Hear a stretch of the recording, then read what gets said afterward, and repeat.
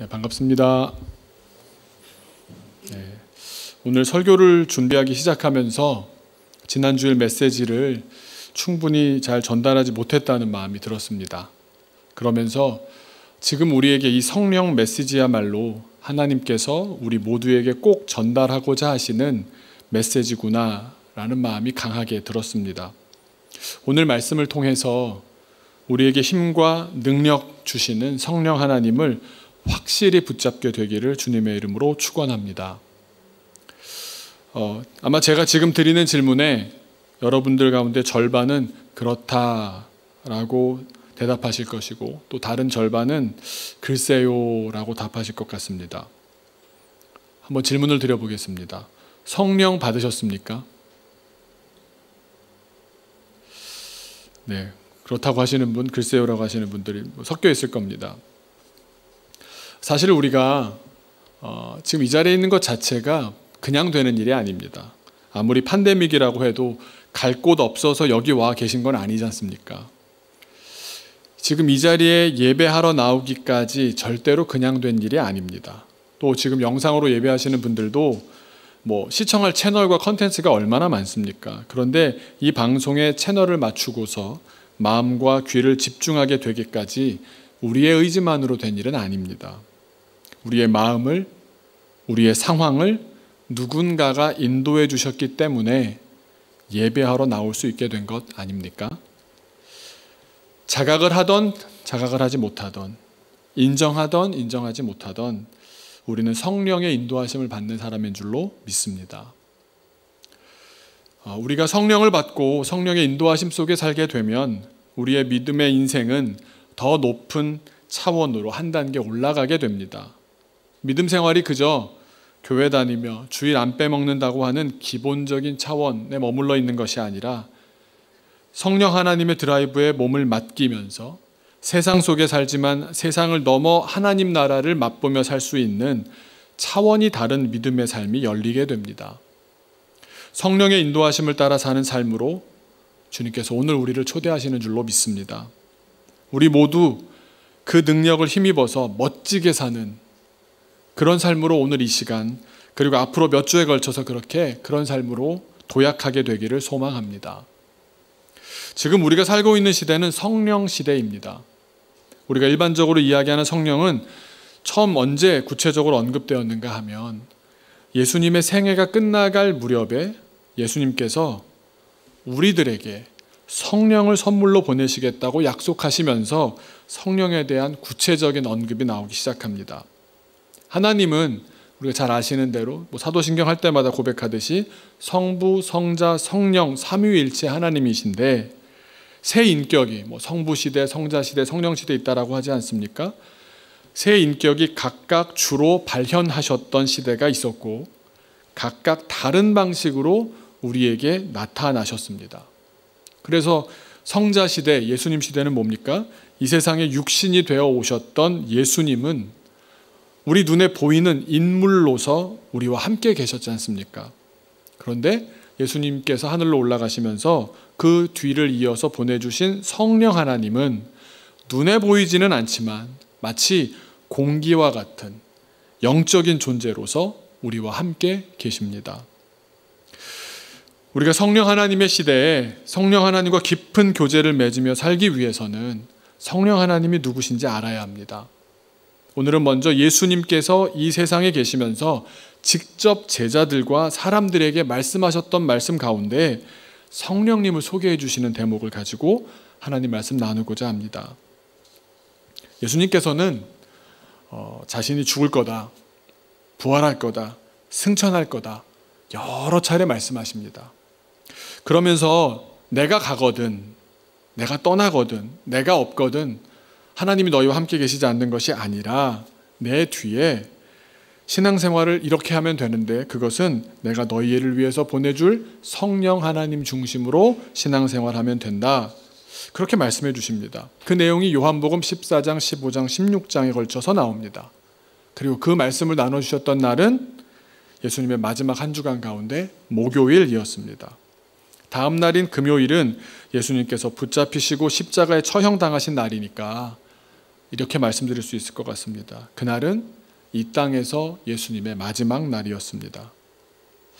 제자들과 조용히 따로 긴밀하게 깊은 시간을 가질 수 있었던, 세상에서 자유롭던 마지막 시간, 마지막 날에 당부하신 말씀이 바로 성령입니다.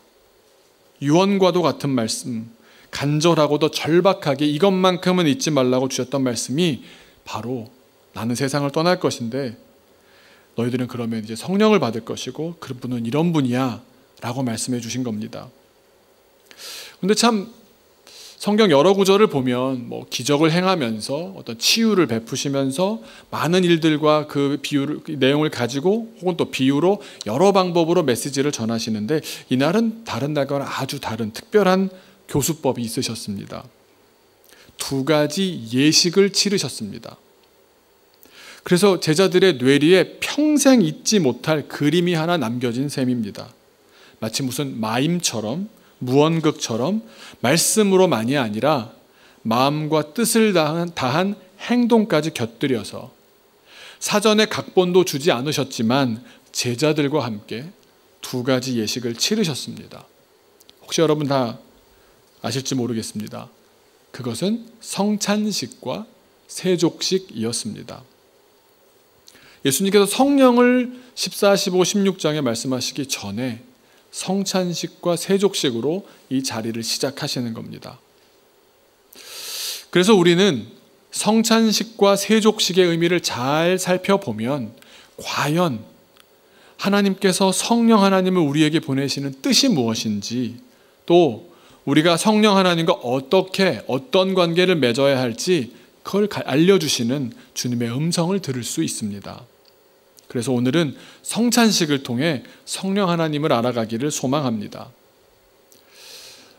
사실 오늘 예배 때 성찬식을 하면 참 좋겠다라고 몇 가지 방법들을 막 생각해 보았습니다만 시국인지라 해볼 수가 없어서 참 안타깝습니다. 그래서 다만 주보로나마 맛보시라고 성찬식 그림 이미지만 이렇게 한번 올려두어 봤습니다. 한번 집에 가셔서도 오늘 말씀을 돌아보실 때 한번 주보 그림을 한번 보시면 좋겠습니다. 예수님께서 잡히시기 전 마지막 식사를 하는 시간에 그 자리에서 예수님께서는 성찬을 베푸셨습니다. 나중에야 많은 화가들이 우리 지난주에 우리 보셨던 그림처럼 최후의 만찬이라는 그림을 그리면서 굉장히 확실한 구도와 제자들의 어떤 면면을 잘 드러내는 그런 묘사와 이런 걸 가지고 최후의 만찬, 이름도 멋있게 했지만 제자들은 그런 건 줄 몰랐을 겁니다. 그저 여느 때와 다르지 않게 식사하는 자리였습니다. 포도주를 한 모금씩 마시게 하고 떡을 한 입씩 베어 물게 하시더니 괴이한 말씀을 하십니다. 너희들이 마시는 이 포도주는 나의 피고 너희들이 먹는 이 떡은 내 살이다. 제자들이 이 말씀을 들었을 때 어떤 반응이었을까요? 우리가 성찬식을 많이 하다 보니까 우리가 느꼈던 감정대로 제자들도 주님께서 자기를 버려서 자기 몸을 다 아낌없이 내어주시는구나 이렇게 느꼈을까요? 제가 이번에 설교 말씀을 준비하는 가운데 전혀 그러지 않았겠구나라는 생각이 들었습니다. 왜냐하면 예수님께서 예전에 이런 내용으로 설교를 하셨던 적이 있습니다. 그때 반응이 굉장히 안 좋았습니다. 제자들에게도 아주 안 좋은 기억으로 남아있는 그런 말씀이었습니다. 그러니까 이 똑같은 말씀, 거의 같은 말씀을 그 전에 설교하셨을 때는 세상 기준으로 본다면 예수님의 최전성기였습니다. 오병이어의 기적으로 수천 명, 수만 명을 먹이신 뒤에 사람들은 막 열광하지 않았겠습니까? 그 기적을 자기 몸으로 다 경험했으니까 어땠겠습니까? 다 줄인 사람들, 다 힘든 사람들이었는데 요즘 시대를 좀 빗대어서 말씀드려 본다면 곳간에서 민심 난다고 백성들의 배고픔을 해결해 주었으니 경제 대통령 아닙니까? 이런 정치적으로도 얼마든지 결사할 수 있는 시간에 이런 고조된 분위기를 한창 타고 있는 중에 바로 이어서 말씀하신 예수님의 한마디가 한마디로 말하자면 김이 팍 새는 말씀이었습니다. 갑분싸라고 하죠. 너무 괴이한 말씀을 하셔서 그렇게 좋았던 분위기를 단박에 싸하게 만들어 버리셨습니다. 심지어 그 말씀 때문에 제자들마저도 대거 예수님 곁을 떠났습니다. 무슨 말씀이든 다 사람들이 받아들일 것 같았던 최고조에 달했던 그 순간에 예수님의 말씀이 요한복음 6장 53절에 나옵니다. 예수님 말씀만 하옵소서 그러는데, 그러는 와중에 또 예수님께서 이렇게 사람들을 주목시키면서 이렇게 말씀하십니다. 내가 진실로 진실로 너희에게 이르노니. 엄청 집중하지 않았겠습니까? 이 큰 기적을 베푸시는 분이 말씀하신다, 확 집중했을 거 아닙니까? 얼마나 중요한 말씀을 하시려고 이 최고의 분위기에 이렇게 집중까지 하게 하면서 말씀하실까? 근데 하셨던 말씀이 내 살은 참된 양식이요 내 피는 참된 음료로다. 중고등부 학생들한테 말해보면 아마 공포영화 아니냐 그랬을지 모르겠습니다. 사람들에게 식인종이라도 되라는 말씀입니까? 이 말씀을 하신 이후에 벌어진 상황이 참담합니다. 예수님의 인기가 그 순간 확 꺾입니다.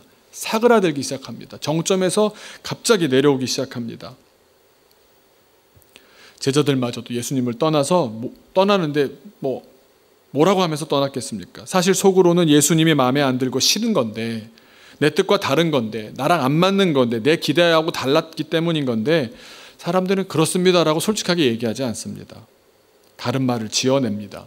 왜냐하면 솔직한 감정을 드러내는 건 그나마 관계를 개선하고픈 애정이 남아있을 때 그렇게 하는 것이지, 이상한 말을 지어내는 것은 이미 마음을 바꿔먹었기 때문에 하는 변명입니다. 어차피 떠나기로 작정했기 때문에 말을 만들어서 자기가 하는 행동을 합리화할 뿐입니다. 뭐라고 말하느냐? 60절입니다. 제자 중 여럿이 듣고 말하되 이 말씀은 어렵도다. 누가 들을 수 있겠냐? 말씀이 어려운 당신이 잘못이지 이해 못하는 내가 잘못이 아니라는 말입니다. 66절엔 그 여파로 수군거리던 제자들의 이탈이 현실화됩니다. 그때부터 그의 제자 중에서 많은 사람이 떠나가고 다시 그와 함께 다니지 아니하더라. 뒤도 돌아보지 않고 떠나버린 겁니다. 그래서 예수님께서는 몇 명 남지 않은 제자들에게 이렇게 말씀하십니다. 67절에 너희도 가려느냐? 12제자밖에 안 남은 겁니다. 다 떠나고 너희도 가려느냐?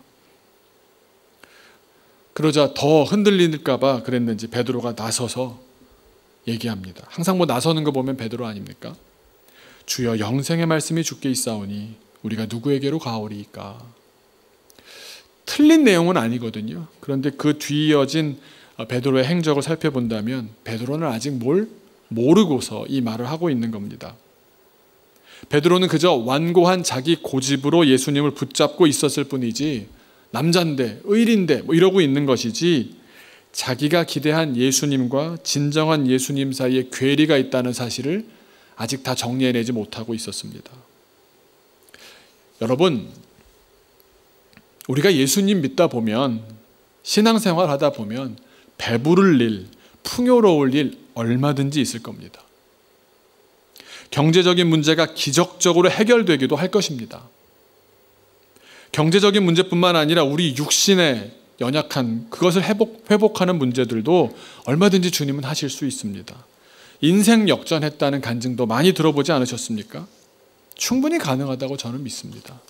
교회도 작은 교회가 기하급수적으로 몇 배로 막 성장하는 그런 부흥 얼마든지 경험할 수 있습니다. 국가도 한 나라가 예수님 잘 믿었더니 번영하더라, 충분히 가능하다고 생각합니다. 그럴 수 있습니다. 하나님께는 우리 생각엔 죽고 사는 그런 큰 문제 같은 그런 어떤 문제도 어려운 문제가 아니라는 사실을 오병이어의 기적을 통해서 분명하게 보여주시지 않습니까? 사실 우리들이 그런 이유로 문제 해결받으러 교회 다니기도 합니다. 교회 부흥하면 좋습니다. 민생고를 해결해주고 수건 사업들이며 마음의 소원들이 해결될 때면 열광하지 않습니까? 그런데 우리가 선후를 잘 따져봐야 합니다. 무엇이 본질이고 무엇이 뒤따라오는 것인지 선후를 잘 살펴보아야 합니다. 이스라엘 당시 때도 그랬고 지금도 우리에게도 똑같은 과제가 주어져 있습니다. 메시아가 올 것을 다 기대하고 있습니다. 당시에는 메시아가 온다 예수님 저분인가 봐 저분인가 봐 그랬습니다. 지금 우리는 많은 교회들에서도 성령님이 오신다 성령님을 맞이해야 된다 막 얘기를 합니다. 예수님 당시에 이스라엘 사람들도 예수님과 인격적인 교제를 나눌 생각을 못했습니다. 십자가에 못 박아버렸지 않습니까? 또 우리도 우리 시대에 우리는 성령님과 어떤 관계를 맺으며 살고 있습니까? 자칫 우리가 잘못하면 우리의 성령 하나님은 그저 우리의 소원을 들어주는 해리포터의 지팡이, 알라딘의 요술램프로 전락하고 맙니다. 메시아는 그렇게 맞이하는 게 아닙니다. 예수님께서 오병이어의 기적 이후에 제자들에게 말씀하셨던 핵심은 무엇입니까? 배고픈 이들을 먹이는 것이 사역의 궁극적인 목표는 아니라고 하시는 말씀입니다. 성찬을 나누었던 그날의 식탁도 그 목표가 배부르게 먹는 데에 있지 않았습니다. 그렇다면 하나님의 목표는 과연 무엇입니까? 그 기적을 베푸시며 우리가 상상도 못했던 수많은 우리가 바라는 일들을 행하시는 주님의 뜻은, 목표는 무엇입니까? 결론부터 먼저 말씀드린다면 깊은 인격적인 관계 속으로 들어가기를 바라시는 겁니다. 오늘 본문에서 좀 더 깊이 알아보려 합니다. 아까 말씀드린 대로 이전에 이미 사람들에게 큰 거부감을 일으켰던 말씀, 예수님을 먹으라는 괴이한 말씀, 예수님의 인기를 떨어뜨렸던, 그래서 제자들은 그때 그걸 다시 듣고 싶지 않았을 텐데 그 듣고 싶지 않았던 말씀을 또다시, 그것도 더 강렬한 비주얼과 함께 전하신 이유가 어디에 있었겠습니까? 함께 먹고 마시면서 예수님께서 주신 것을 받아서 줄인 배를 채우면서 제자들이 꼭 경험하기를 바라셨던 주님의 마음은 어디에 있겠습니까? 먹을 것이라곤 어린이 도시락 하나밖에 보이지 않고 배를 채울 방법을 도무지 찾을 수 없는 상황에서 예수님께서 그 기적을 베푸셨을 때는 무엇을 말씀하고 싶으셨던 거겠습니까? 너희들 안에 내가 있어야 할 것이고 내 안에 너희가 있어야 한다라는 사실을 절대 잊지 못하도록 강력한 비주얼로 몸소 보여주셨던 겁니다.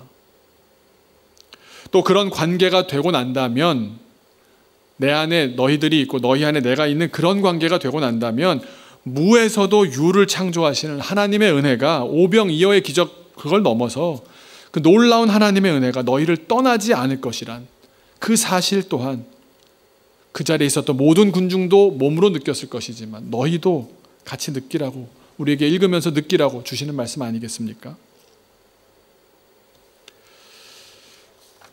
우리 밖에 있었던 음식을 우리가 섭취합니다. 먹고 마심으로써 나와 아무 상관이 없이 밖에 있었던 하나의 음식은 내 몸의 일부가 됩니다. 아니, 일부분이 아니라 내 몸이 됩니다. 주님은 그런 방식으로 우리와 관계 맺고 싶어 하십니다. 그게 바로 요한복음의 표현입니다.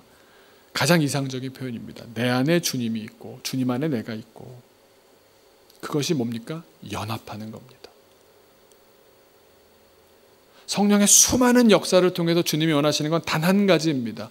내 안에 주님이 계속 거하시기, 주님 안에 내가 계속 거하기.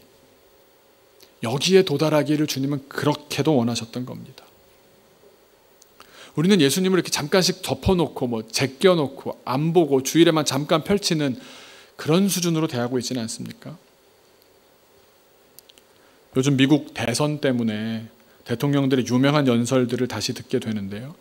오바마 대통령이 무명에서 일약 대스타로 도약되었던 연설이 유명합니다. 아주 그 세련된 어투로 이렇게 말합니다. There is no black America. 흑인들의 미국이 따로 있는 게 아닙니다. There is no white America. There is no Latino America. There is no Asian America. 그러면서 마지막에 뭐라고 그러겠습니까? There is only a United States of America. 연합된 하나의 나라가 있을 뿐입니다. 오바마 대통령 당시 부통령이었고 이번에 당선되었다는 바이든 당선인도 이렇게 말합니다. 워낙 지금 양쪽으로 갈라졌지 않습니까? 그래서 공화당이 레드고요, 민주당이 블루지 않습니까? There is no blue America, there is no red America, there is only a United States of America.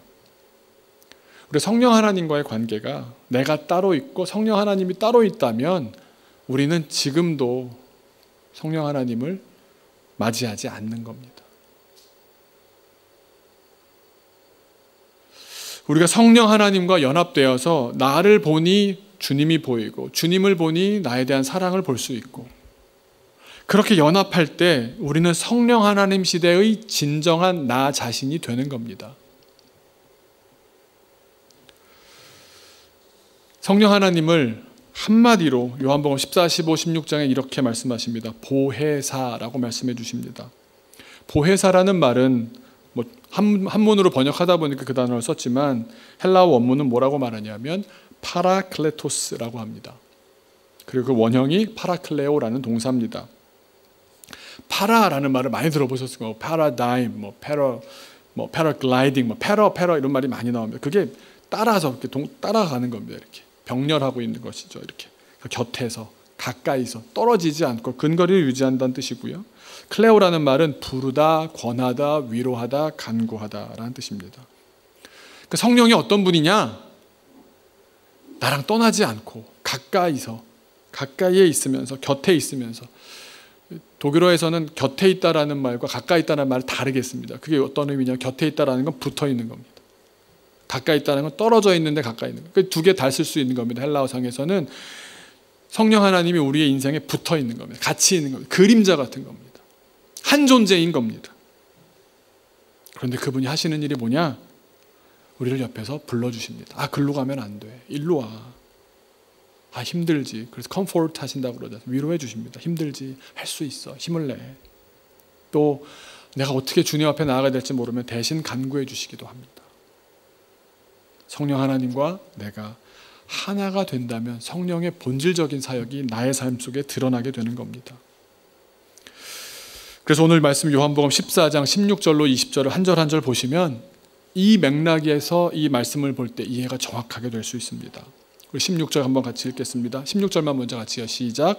내가 아버지께 구하겠으니 그가 또 다른 보혜사를 너희에게 주사 영원토록 너희와 함께 있게 하리니. 예수님께서 나는 이제 떠나는데 나 아닌 다른 보혜사, 너의 곁에 있고 너를 위해서 간구하는, 너를 위해서 그렇게 불러주는 그 성령님 보혜사를 영원토록 너희와 함께 있게 하겠다는 겁니다. 그 약속을 받은 우리들 아닙니까? 우리가 내치지 않는다면 우리는 그분과 영원히 함께 살 수 있는 겁니다. 17절 같이 읽어볼까요? 시작. 그는 진리의 영이라 세상은 능히 그를 받지 못하나니 이는 그를 보지도 못하고 알지도 못함이라. 그러나 너희는 그를 아나니 그는 너희와 함께 거하시며 또 너희 속에 계시겠음이라. 이 말씀을 이해할 수 있도록 성찬식을 한 겁니다. 음식물이 우리 안에 들어와서 우리가 되듯이 성령이 너희 안에 들어가서 너희가 될 것이라고.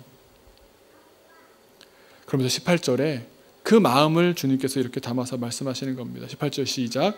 내가 너희를 고아와 같이 버려두지 아니하고 너희에게로 오리라. 이제 예수님은 승천해서 올라가시지만 성령을 통해서 이런 방식으로 너희에게 오겠다 말씀하시는 겁니다. 19절 같이 읽을까요? 시작. 조금 있으면 세상은 다시 나를 보지 못할 것이로되 너희는 나를 보리니 이는 내가 살아있고 너희도 살아있겠음이라. 이게 우리에게 소망이지 않습니까? 이것이 우리의 소망입니다.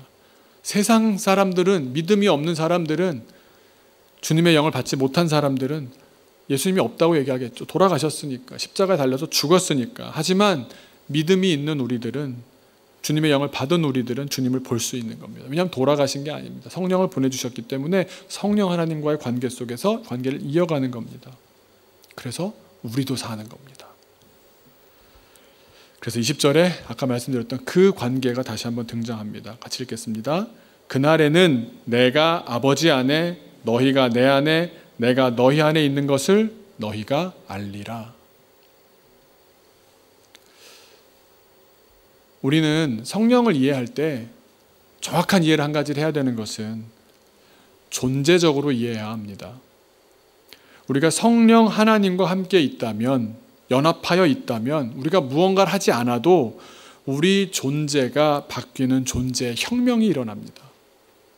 그래서 만일 우리가 성령을 이해할 때 기적, 무슨 기도했던 이루어지는 어떤 놀라운 일들, 기적과 이사와 같은 행위, 그러니까 doing으로 이해한다면 결과적으로 실패할 수 있습니다. doing으로 시작해서 하나님께서 베푸신 많은 일들로 인하여 주님을 알았지만 주님과 함께하는 연합하는 존재까지 이르지 못하면 결국에 더 안 주시나요? 왜 이때는 안 주시나요? 예수님 곁을 떠나갔던 사람들처럼 주님과 끝까지 연합하는 데 실패하고 맙니다. 주님은 성찬을 통해서 주님을 받음으로써 너의 존재는 이제는 너라는 개인으로서 존재하는 것이 아니라 성령 하나님과 하나 된 사람으로 존재하게 되리라 말씀하시는 겁니다. 존재입니다. being입니다. 그래서 우리가 성령 하나님과 하나 된 존재가 되면 완전히 다른 인생을 살게 됩니다. 설교를 준비하면서 저의 지난 인생을 돌아보았습니다. 결정적인 선택의 순간마다 성령 하나님께서 가까이에서 불러주셨다라는 사실을 더 분명히 알게 되었습니다. 참 감사하게도 저 같은 사람이 워낙 고집 있고 그러니까 한 번에 확 잡아서 부러질 정도로 잡아당기시지는 않았지만 부드럽게 저를 불러주셨고 마음을 나눠주셨습니다. 아, 주님 마음이 이렇구나. 성령 하나님의 아픔을 그냥 나눠주셔서 같이 아파하고 슬퍼하고 함께 기뻐하고 행복해 왔습니다. 제가 우리 교인들은 잘 모르실지 모르지만 외부에서 이렇게 사역을 와달라고 할 때 보면 주로 어린이 사역자로 알려져 있습니다. 근데 제가 어린이 사역자로 알려지기까지 제가 처음부터 어린이 사역자가 되겠습니다 이랬던 적도 없고 어린이 사역자로 확 끌어당기셨던 적도 없습니다. 그때 한 어린이 또 다른 어린이 계속해서 사역의 길목마다 한 어린이를 만나게 하셨습니다. 한 어린이의 죽음을 만나게도 하셨고 한 어린이의 어떻게 할 수 없는 그런 아픔을 만나게도 하셨습니다. 그런데 제가 혼자 간 게 아니라 다른 교역자들, 전도사님들, 선생님들 같이 가는데 그 일을 알게 되고 나누게 되고 만나는 가운데 왜 수많은 교역자들과 교사들 가운데 다른 분들이 나쁘다는 얘기가 왜 어린이의 건에 있어서는 왜 유독 나만 더 크게 감동하고 더 애통하고 뭘 더 해주지 못해 그렇게까지 안타까워했을까요? 또 반대로 한 어린이의 성장에 한 어린이가 무언가를 극복해냈을 때 왜 유독 저만 더 기뻐하고 행복했을까요? 제가 원체 사랑이 많아서 그랬겠습니까? 제가 천성이 마음이 약한 사람이라 그랬겠습니까? 여러분 보실 때 어디 그래 보입니까? 제가 오늘 말씀을 준비하면서 이런 답을 얻었습니다. 오직 내 곁에 계신 성령 하나님께서 아파하시고 슬퍼하시고 기뻐하시고 행복해 하시는 그 마음이 저는 느껴졌습니다. 그거밖에 없습니다. 성령 하나님과 연합되고 하나 되어 보니 주님의 아픔이 내게도 전달되는데 아파하지 않을 수가 없는 겁니다. 그냥 마음으로 아파하게 됐고 또 너무너무 마음으로 기뻐할 수 있었습니다. 아플 땐 아프죠. 슬플 땐 슬프죠. 기쁠 땐 행복하죠. 그렇지만 그런 희노애락을 겪는 과정 가운데 제가 깨닫는 것은 무엇이냐 하면 나 혼자 목회하고 나 혼자 살아가는 것이 아니란 사실을, 성령 하나님이 내 곁에 계시다는 사실을,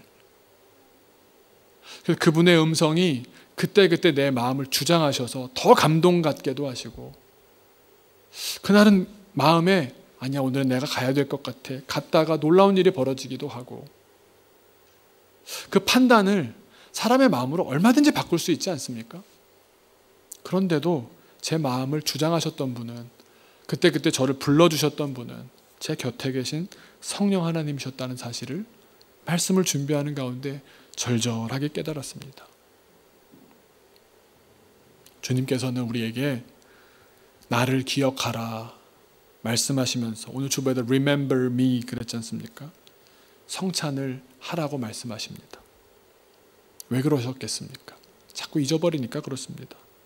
성령 하나님께서 내 안에 살아계시도록 다시 또 그날 돌아가시기 전 마지막 날 그날의 예수님의 식탁에 또 한 번 초대받는 겁니다. 우리가 연약하니까 계속해서 다시 또 그때를 떠올리면서 한 번 더 들어봐. 너를 나로 한번 채워봐. 그게 성령의 충만입니다. 성령이 충만하다, 성령이 임재하셨다, 성령의 권능을 힘입는다는 말씀은 결국 무슨 말입니까? 갑자기 제가 무슨 요술 지팡이를 들고 무슨 마법 지팡이를 들고 이게 아니지 않습니까? 내 안에 주님이 계시고 내가 주님께 기억된 한 사람이 된다. 그래서 주님 안에 내가 살게 된다. 이 말 아닙니까? 주님과 연합하여 하나의 존재가 된 사람은 어떻게 되겠습니까? 그의 인생이 어떻게 되겠습니까? 주님이 기뻐하시는 일이 나도 기쁩니다. 주님이 마음 아파하시는 것을 보면 견딜 수가 없습니다.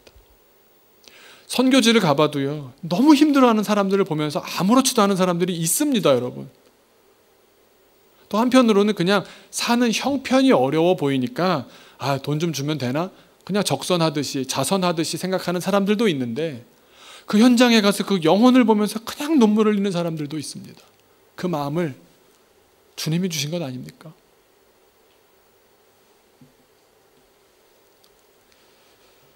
주님 기뻐하시는 일은 자기도 즐거워서 그냥 버선발로 나가서라도 열일 제쳐놓고 하게 되고요. 주님 기뻐하시지 않는 일은 왠지 꺼려지지 않습니까? 하나님이 이건 안 좋아하시는 일이다 싶은 자리에 계속 가게 되던가요? 우리 집사님들 한두 분 저도 대화해보지만 갈수록 그런 술자리건 무슨 아주 안 좋은 자리건 좀 줄어들지 않던가요? 성령께서 그 마음을 다스려 가시는 줄로 믿습니다. 그러면서 스스로 발길이 달라지는 겁니다. 주님 기뻐하시는 곳으로 걸어가는 겁니다. 예수님을 닮아가는 겁니다. 그렇게 사는 것이 그냥 자연스럽게 행복한 겁니다. 어떤 판단을 내려야 될 때 계산을 하는 것이 아니라 그냥 사실 그런 얘기 들어보셨죠? 아무리 계산을 해서 옳고 그름을 따져도 사람은 그때 그 순간 느낀 대로 하는 거 아닙니까? 아무리 이성적인 사람도 이성적으로는 이게 옳은데 그날 기분 따라 전혀 다른 판단을 하기도 하지 않습니까? 그 마음은 누가 주장하는 겁니까?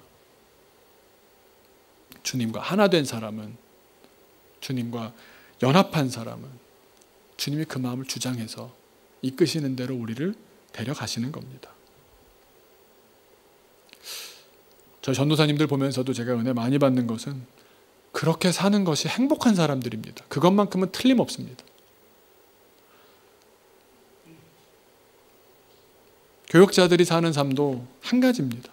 이렇게 사는 게 행복한 겁니다. 세상적인 기준으로 보면 이렇게 살아가지고 되겠습니까? 이렇게 대책 없고 노후 대책 없고 무슨 자녀를 어떻게 키울 것이고 교육비가 얼마인데 대책 하나도 없는 사람입니다. 근데 가장 큰 대책을 갖고 있습니다. 주님이 함께 계시지 않습니까? 성령 하나님이 곁에 계시다는 걸 절절히 느끼는 사람이 부족할 것 같으십니까? 제가 되려 선교사님들이 오시면 제가 박공주 목사님한테 그 군대에서 그 크림 좀 사놓으라고, 글쎄요, 그 세상의 가격의 10분의 1에 살 수 있더라고요. 여러분 꼭 한번 문의해 보시기 바랍니다. 선교사님으로 계셨다가 선교사로 있다가 피부 관리도 못하셔서 선물 드리면서 너무너무 행복해요. 근데 그분들이 절절히 쏟아놓는 얘기를 들으면 저는 또 느끼는 겁니다. 아이고, 저렇게 성령 한 분만 의지하고 하시는 분이 계시는데 나는 다른 걸 너무 많이 의지하고 살았구나. 그래서 감사해서 내가 누리고 있는 것, 어떻게 해볼 수 있는 것이라도 막 챙겨드리고 싶습니다. 그런 분을 만나니까 내 영이 기쁜 겁니다. 내 영이 기쁜 겁니다. 나만 이러고 사는 게 아니고 성령 하나님께서는 저 아프리카 저 시골 구석에서 누구도, 동남아 저 비 맞고 있는 동티모르의 누구도, 주님은 한 명 한 명을 깊이 교제하시면서 만나주시면서 곁에서 불러주시는 겁니다. 그러니 혼자 있지만 외롭지 않죠. 우리는 도시 속의 선교사들입니다. 다 갖추고 있는 삶 아님. 전화만 하면 음식이 오고 세상 이렇게 편한 나라가 어디 있습니까? 여러분 이번에 미국 대선을 보거나 그러면서 많은 분들이 그럼 미국도 별거 아니라고. 뭐 생각은 저는 좀 다르지만 확실한 거 한 가지는 한국만큼 살기 편한 나라는 없는 것 같습니다. 해외 살고 있는 동포들 다 그런 얘기합니다. 다 편하답니다. 그런데 편한 걸로 인생이 행복해지던가요? 주님이 계셔야 행복합니다. 나 혼자서는 어떻게 해야 될지 모르고 그때그때 기분 따라 뭐 이랬다가 저랬다가 뭐 어떤 판단을 내렸는데 뭐 어떻게 안 되기도 하고 그런 것 쳇바퀴 돌도 지나가지 않습니까? 그런데 성령 하나님께서, 보혜사 성령께서 나와 함께 계십니다. 그래서 더 주면서도 행복합니다. 더 찾아가면서도 행복합니다. 내 거 아까운 게 없습니다. 주님이 즐거워하시는 것이 느껴지기 때문입니다. 그것이 성령 충만인 줄로 믿습니다. 주님께서는 성령 충만, 그 이야기를 하시면서 제일 처음 보여주셨던 활동이, 행동이 보여준 어떤 비주얼적인 어떤 효과가 바로 성찬이었습니다. 먹고 마시는 겁니다. 주님을 흡수하십시오. 내 안에 주님을 초대하십시오. 말씀을 듣는 것, 주님을 내 안에 초대하는 겁니다. 찬양할 때 그 말씀 하나하나를 생각하면서 찬양하는 것, 주님을 내가 흡수하는 겁니다. 초대하는 겁니다. 내 안에 주인으로 모시는 겁니다. 그러면 더 알게 되는 게 뭡니까? 아, 주님이 나를 이렇게 생각하고 계셨구나. 주님 안에 나는 애초부터 있었구나. 내 안에 주님이 계시고 주님 안에 내가 있는 곳으로 서서히 가게 됩니다. 그렇게 성령으로 충만한 삶으로 되어 가다 보면 아까도 말씀드린 바와 같이 주님이 싫어하시는 일이 꺼려지는 겁니다. 꺼려지는 겁니다. 주님 기뻐하시는 일에 나도 너무 기쁜 겁니다. 교인들을 섬기는 일이 너무 행복한 겁니다. 교회 올 때도 오늘도 뭐 이렇게 뭐 갖고 오셔도 나누시고 그게 행복한 겁니다. 나 혼자 먹으면 되지 그걸 왜 나눕니까? 마음이 그런 것 아닙니까? 그게 그냥 동방예의지국이라서 착하게 살라고 뭐 어렸을 때부터 교육을 받아서 그런 겁니까? 그 마음을 주장하시는 그분이 여러분 안에 있는 줄로 믿습니다. 그분이 더 주권적으로 활동하실 수 있도록 나를 주님께 내어드리는 우리의 믿음 생활이 되기를 주님의 이름으로 축원합니다. 앞으로 저희가 몇 주간에 걸쳐서 진행될지 모르겠는데 성령에 대해서 계속 나누려고 합니다. 그래서 제가 기도하기는 이 어려운 시기 가운데 우리가 기댈 곳이 어디 있겠습니까? 성령 하나님밖에 없는 줄로 저는 믿습니다. 이번 주부터 저도 특별하게 시간을 내서 교우들 한 분 한 분 이름 부르며 기도하려고 합니다. 제목도 저한테 보내주시고 어디에도 오픈하지 않고 혼자 기도하겠습니다. 기도하면서 성령 하나님, 인간적으로는 저도 방법을 모르겠습니다. 하지만 기도할 때 주님께서는 우리 곁에 계셔서 기도를 바로잡아 주시기도 하고 들어주시는 것을 느끼게도 하시고 또 우리를 또 하나님께서 다른 방법으로 또 이끌어 가실 수도 있는 줄로 믿습니다. 기도하려고 합니다. 성령 하나님께서 우리가 갖고 있는 문제들을 그냥 있는 그대로 말씀해 보십시오. 같이 기도하겠습니다. 그러면 더 좋은 것으로 채워주실 줄로 믿습니다. 우리의 수준에 맞는 것으로 주시는 분이 아니십니다. 하나님 수준에 맞는 것으로 그 스케일에 맞춰서 주십니다. 그래서 저는 그렇게 기도합니다. 주신 기도 제목 갖고 기도한 다음에 마지막에는 하지만 주님이 주신 것을 깨달을 수 있는 믿음도 주옵소서. 성령 하나님께서 우리의 인생을 더 깊은 곳으로 인도해 가실 줄로 믿습니다. 우리 같이 기도하겠습니다. 하나님 아버지, 주님께서 이 세상을 떠나시면서 이제 우리가 어떻게 신앙생활하고 어떻게 믿음을 이어가야 할지를 성령 하나님을 보내시면서 또 성찬식을 통해서 너희 안에 채우라, 가득 채우라, 충만하라 하신 말씀을 눈으로 볼 수 있게 보여주셨습니다. 주님, 성령 하나님, 우리가 주님과 함께 있다는 사실을 잊지 않게 하여 주옵시고 주님이 내게 말씀하시는 그 음성을 잘 들으며 우리 삶 가운데 주님과 함께 기뻐하고 주님과 함께 아파하고 통탄할 수 있는, 애통할 수 있는 믿음의 사람들 되게 하여 주옵소서. 우리가 대단한 어떤 일을 내가 먼저 기획해서 그거를 달라고 기도를 시작할지라도 결국 하나님께서 내 삶의 주권을 갖고 계시고 주님께서 인도하시는 말씀 가운데 내가 순종하고 따르고 함께 그 일을 기뻐하는 가운데 내가 생각했던 것보다도 더 크게 이루어 가시는 주님을 우리 삶 가운데 경험하게 하여 주옵소서. 감사드리며 예수님의 이름으로 기도하옵나이다. 아멘. 우리 한번 마지막 찬양 한번 같이 불러볼까요? 성령이 오셨네. 가사 한번 부탁드립니다. 이 시즌 한 달 넘게는 갈 것 같은데 우리 성령 말씀을 나누면서 성령께서 우리를 주장하시고 성령께서 이 기간 가운데 우리에게 새로운 단계로 인도해 주시기를 기도합니다. 우리 같이 이 찬양 한번 부르면서 이 시즌 함께 같이 시작했으면 좋겠습니다.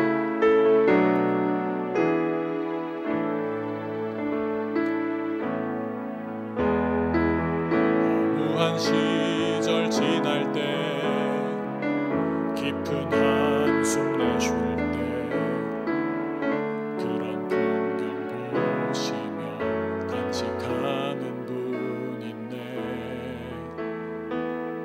고와 같이 너희를 버려두지 않으리.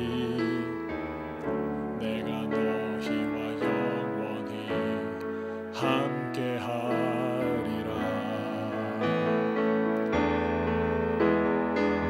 성령이 오셨네. 성령이 오셨네. 내 주에 보내신 성령이 오셨네. 우리 인생 가운데 친히 찾아오셔서 그 나라 꿈꾸게 하시네. 성령이 오셨네. 주여 오옵소서. 성령이 오셨네. 성령이 오셨네. 내 주에 보내신 성령이 오셨네. 우리 인생 가운데 친히 찾아오셔서 그 나라 꿈꾸게 하시네. 제 가슴에 손을 다 얹어보시기 바랍니다. 제가 잠깐 기도하겠습니다. 살아계신 아버지 하나님, 어려운 시대를 살고 있습니다. 옳고 그름이 희미해져가고 잘 보이지 않는 시대를 살고 있습니다. 또 우리가 혼자 힘으로 해볼 수 있는 게 아무것도 없다는 사실만 계속 확인하고 삽니다. 내 직장도 내 자녀도 내가 이 사람하고 이렇게 말하고 이런 관계를 맺으며 사는 게 옳은지 그른지 모르겠습니다. 주님, 보혜사 성령을 우리에게 보내신 것을 감사합니다. 내 곁에 계시고 내 가까이에 계시고 그림자처럼 나를 떠나지 않으시니 얼마나 감사합니까? 그런데 주님, 우리가 주님을 우리의 삶으로 초청하게 하여 주옵소서. 내 삶의 주인으로 주님을 받아들일 수 있는 믿음 허락하여 주옵소서.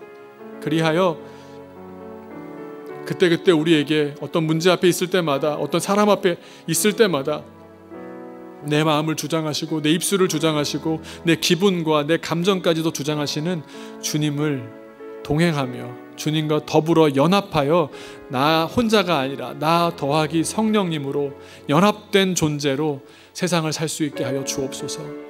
주님, 우리는 너무나 연약합니다. 그래서 주님께 다시 한번 의지합니다. 어려운 시대를 살아갈 용기도 힘도 능력도 경험도 부족합니다. 오직 나를 인도하실 분은 주님이신 줄로 믿사오니 주여, 우리가 이 기간 가운데 더욱 주님께 의지하고 주님의 응답을 받아 승리하는 믿음의 증인들이 다 되게 하여 주옵소서. 감사하며 예수님의 이름으로 기도하옵나이다. 아멘.